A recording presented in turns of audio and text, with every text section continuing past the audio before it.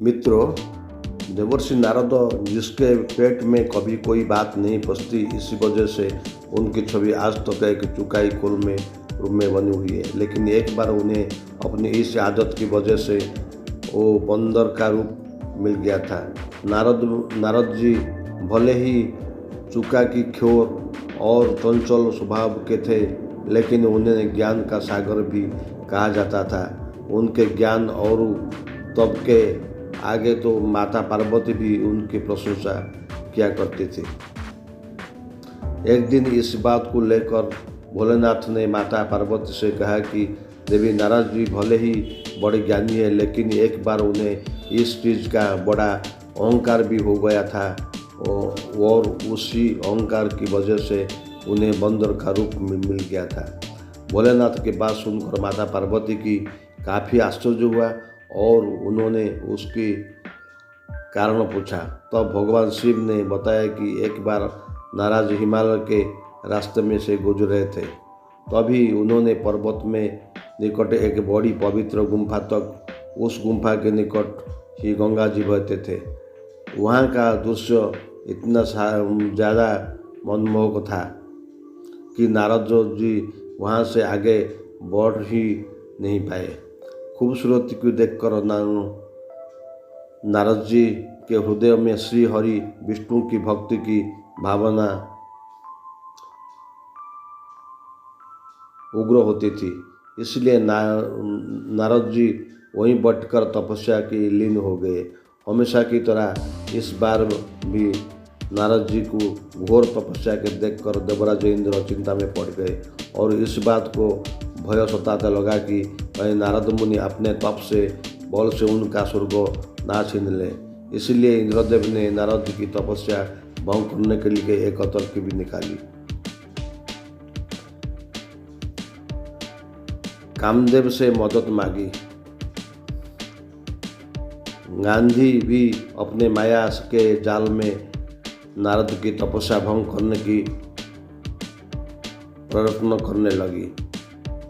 उन्होंने अपनी माया से बसंत ऋतु उत्पन्न कर दी, जिसके पेड़ और पत्ते रंग बिरंगे फूल खिल गए और गुंजाहर करने लगे। इतनी भी नहीं, काम भी उसी के नारद जी को तपस्या भंग करने के लिए शीतल मंद सुगंध सुहावनी हवा चला दी और वहाँ अप्सराएं भी नाचने लगे। लेकिन कामदेव कितने प्रसन्न करने के लिए के बाद भी नारद मुनि तपस्या नहीं टूटी। तभी कामदेव को यह डर सताते लगा कि नारद उन्हें श्राप ना दे। नारद मुनि से माफ़ी मांगने लगे, लेकिन उसके बिल्कुल नहीं आया और उन्होंने माफ़ करते हुए जाने को कहा। जब काम भी वहाँ से चले गए तो नारद मुनि मन ही मन बहुत खुश हो गए। उन्होंने इस बात का घमंड आ गया कि उन्होंने कामदेव को जीत लिया, उनके जाल में वो फंसने नहीं। इसी बात को बताते हुए नारद जी सबसे पहले भोलेनाथ के पास पहुँचे और सारी बातें बताई। उन्होंने अपनी वजह उपाय ऐसे लुकानी थी कि तो उनके आगे कुछ नहीं है। नारद जी बात सुनकर भगवान शिव समझा गए कि उन्होंने अपनी इस बात पर अहंकार हो गया। उन्होंने सोचा कि नारद ही इस बात को विष्णु जी को बताते हुए और इसी समझा जाएगी कि वो घर में चूर हो गए। इसलिए भोलेनाथ ने नारद की कहा कि तुमने जो बात मुझे बताई, ये सब सुनकर श्रीहरि से मत कहना कि नारद जी अपने वीरता का बखान सबके सामने करता चाहते थे। इसलिए उन्हें भगवान शिव की बात पसंद नहीं आई। नारद ने कहा कि आज तो मैंने कामदेव को मोहरा है और ये बात तो श्रीहरि को बता नहीं पड़ेगी। भोलेनाथ के पास पहुंच गए और वहां जाकर भी अपनी बचाया गाथा सुनाने लगी। दोस्तों, नारद जी की बात सुनते ही श्रीहरि समझ गए कि आज तो ये घमंड में घूम रहे और भगवान विष्णु को वो बिल्कुल गवारा नहीं था कि उन्होंने भक्त अहंकार हो गए। इसलिए उन्होंने नारद के घमंड को तोड़ के लिए एक उपाय निकाला।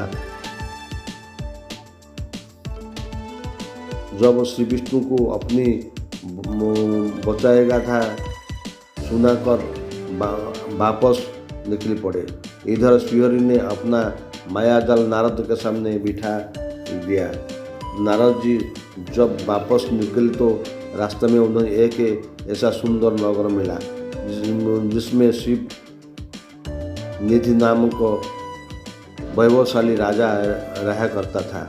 उस राज्य में वैभव से मोहिनी नाम का एक बेटी थी जो बहुत सुंदर थी।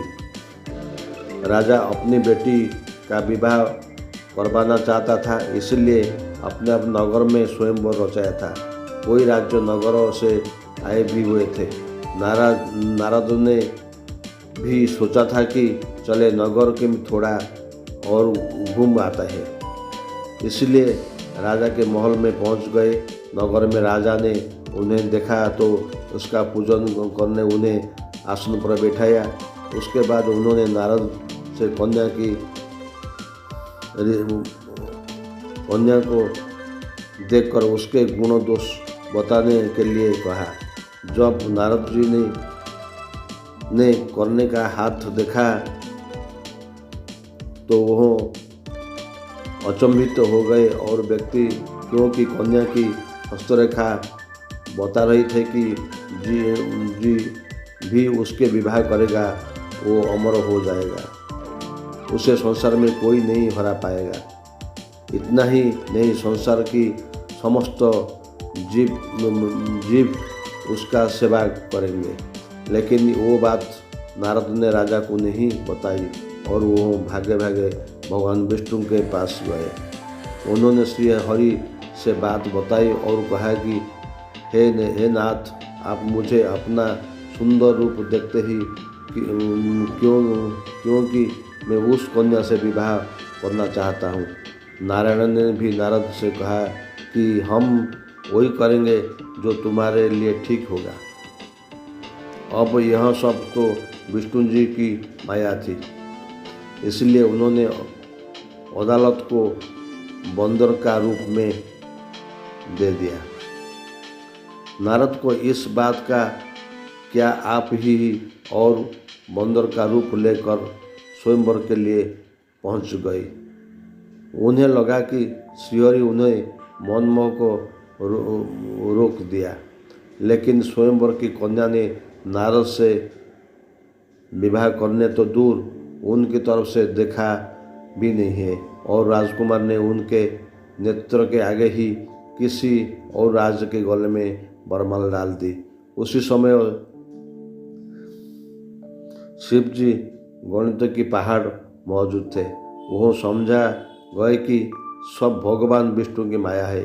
उन्होंने नारद को ताना कसते हुए कहा कि प्यारो देवर्षि नारद, एक बार अपना मुख दर्पण से देख लीजिए, आखिर आपको भी तो पता लगे कि आप कितना सुंदर दिखती है।